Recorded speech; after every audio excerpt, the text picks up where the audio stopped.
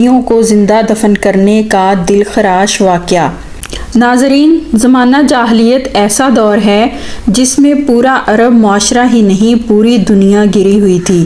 جس کی طاقت ہوتی اسی کا راج ہوتا۔ ہر طرح کے جرائم عام تھے، شراب نوشی تھی، فحاشی تھی۔ ناظرین، عورتوں پر ظلم کیا جاتا تھا، عورتوں کو اپنی ملکیت سمجھا جاتا تھا، عورتوں کی خرید و فروخت بھی عام تھی، عورتوں کے کوئی حقوق نہ تھے۔ یہ سب تو ایک طرف، سب سے زیادہ گھناؤنا فعل بیٹی کو پیدا ہوتے ہی زندہ دفن کر دینا تھا۔ مظلوم بیٹیوں پہ کسی کو ترس نہ آتا تھا۔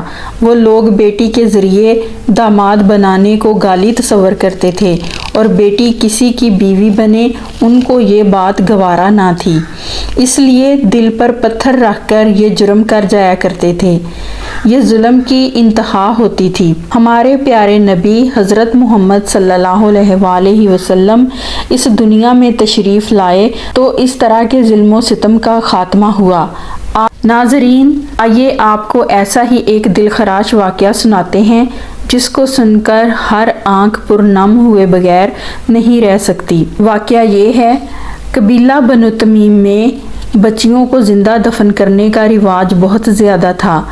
قبیلے کے سردار قیس بن ہاشم اسلام قبول کر چکے تھے، لیکن ایک ظلم جو وہ اسلام قبول کرنے سے پہلے کر چکے تھے انہیں چین لینے نہ دیتا تھا۔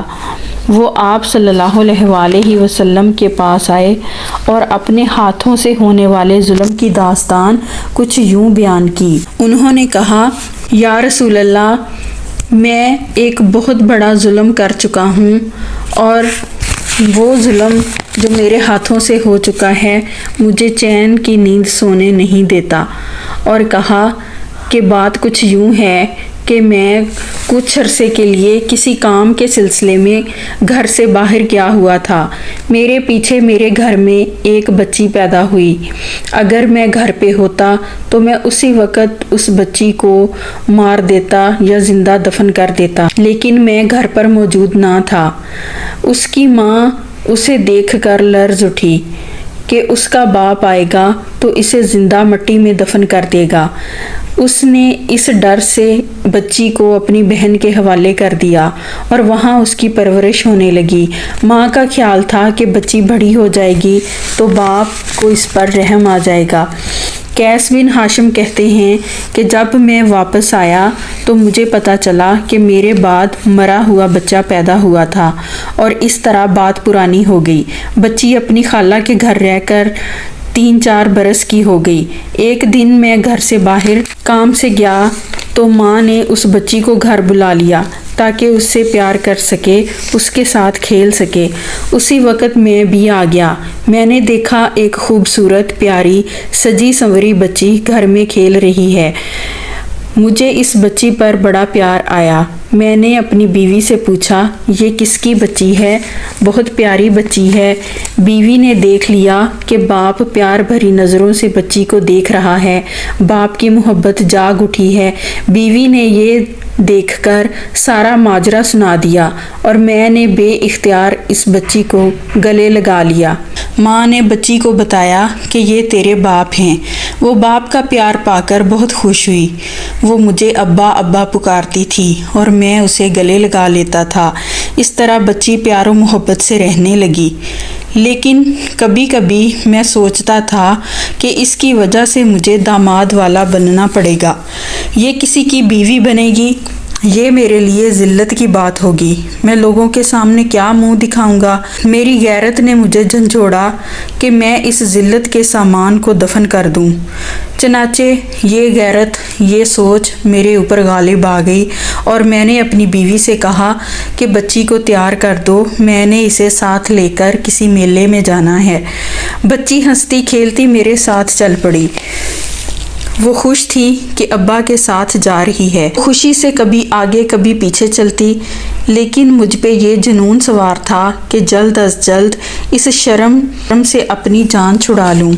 بچی کو کیا خبر تھی کہ میرا کیا ارادہ ہے۔ بچی کبھی میرا ہاتھ پکڑتی، کبھی توتلی زبان میں باتیں کرتی۔ میں ایک جگہ جا کر رک گیا اور ایک گھڑا کھودنا شروع کر دیا۔ بچی کو کوئی سمجھ نہ آئی۔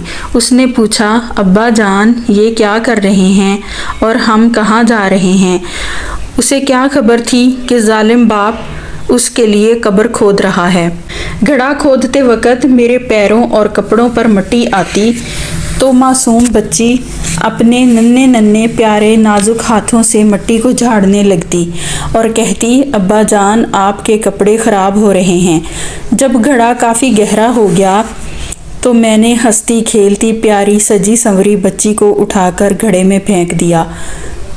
اس پر مٹی ڈالنے لگا۔ بچی چیخنے لگی، ابا یہ کیا کر رہے ہو؟ مجھے باہر نکالو، ابا مجھے اٹھا لو، مجھے باہر نکالو، آپ مجھے کیوں مٹی میں دبا رہے ہیں؟ بچی چیختی رہی۔ یا رسول اللہ، مجھ پتھر دل کو ذرا رحم نہ آیا۔